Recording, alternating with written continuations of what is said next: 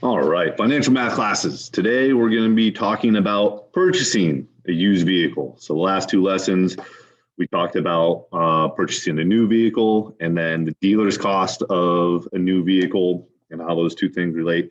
This time we're talking about purchasing a used vehicle specifically from a dealership. All right, so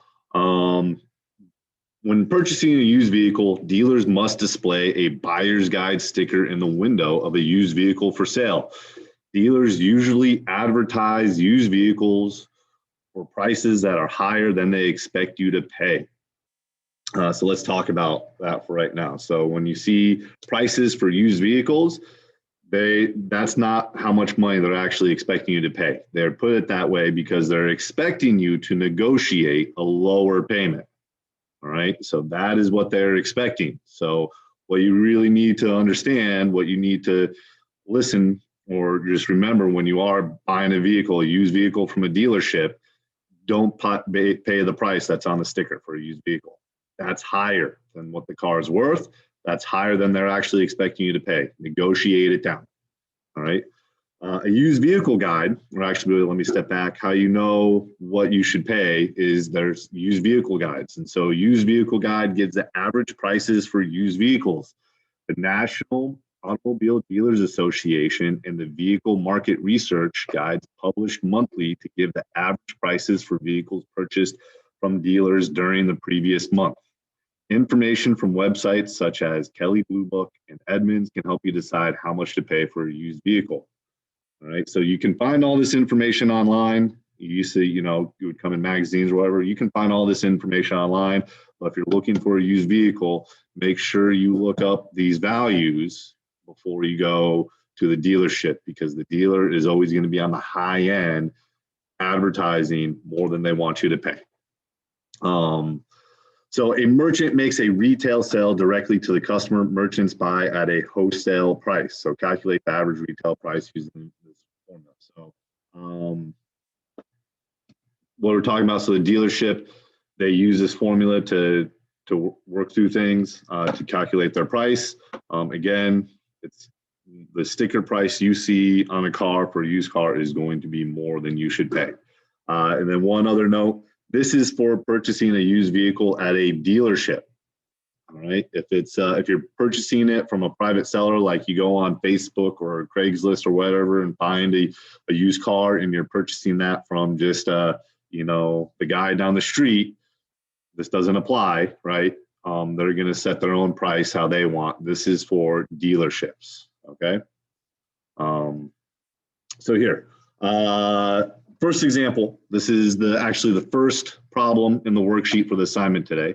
So George Garcia wants to purchase a used station wagon. One used vehicle guide shows the average retail value of the station wagon at $13,000, at $50 for having tinted windows, $100 for air conditioning, and $35 for power windows. Deduct $200 for excessive mileage. What is the average retail price of the station wagon? So all you need to do, we're going to do the average retail value plus the options and then minus any deductions.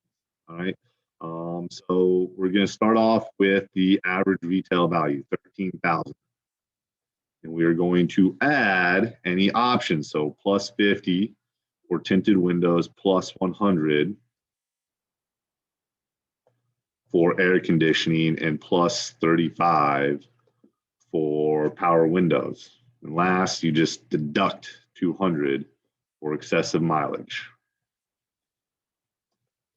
Just add that all up and subtract the 200 at that end. So 13,000 plus 50 plus 100 plus 35 minus 200 is equal to 12,985.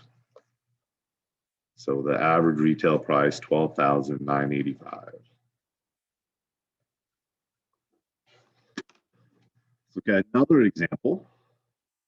So here, for this one, this is number 5. It's going to be on the back side of the worksheet from the assignment.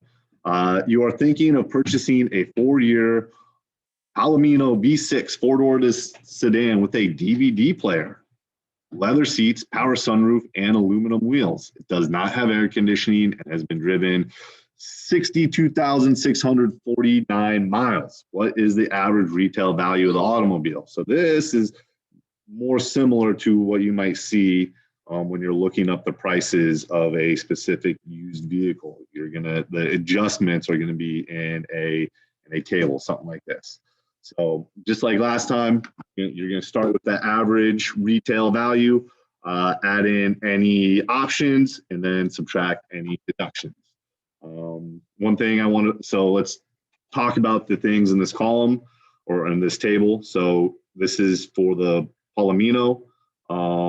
So you have the V6 or V8. So make sure you're using the correct vehicle here. Average wholesale value. This is the price that the dealership buys the car for. All right. So remember, the dealer wants to make a profit. So the retail value is going to be more than the wholesale value. So we're not actually using the wholesale value. All right. This is good information for you to know. So that gives you an extra tool when you're negotiating for a used car. But when we're calculating out the price, we use the average retail value. This down here is the adjustments, all the options or deductions. Notice that says deduct, without air conditioning, deduct, manual transmission, so any deductions. And then last, mileage deductions here. So let's add up, let's find everything that we need. So Palomino V6 4-door sedan. So Palomino V6 4-door sedan. So the average retail price is $15,500. All right. Has a DVD player. So we're going to add $540 for that DVD player. So plus $540.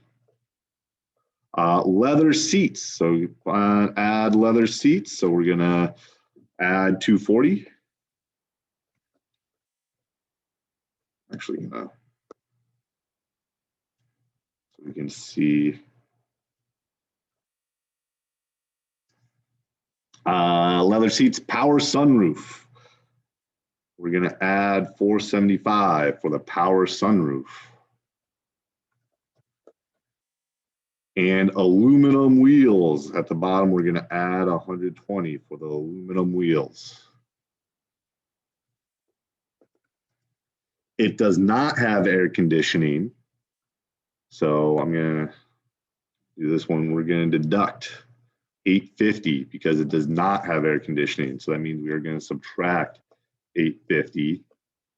And then the last one, the mileage has been driven 62,649 miles. So that's going to be here between 60,000 and 70,000 miles. We are going to subtract, that's another deduction, subtract 1,775.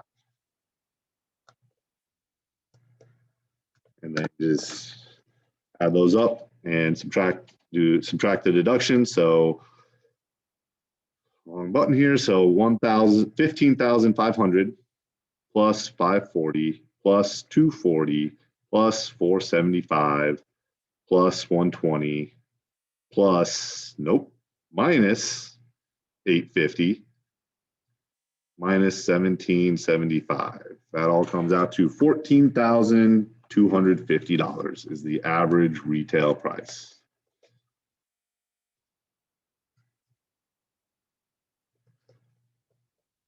So again, $14,250. All right. Yeah, and so that is all I have for you guys today. If you have questions, make sure you email me, and we will see you guys next time.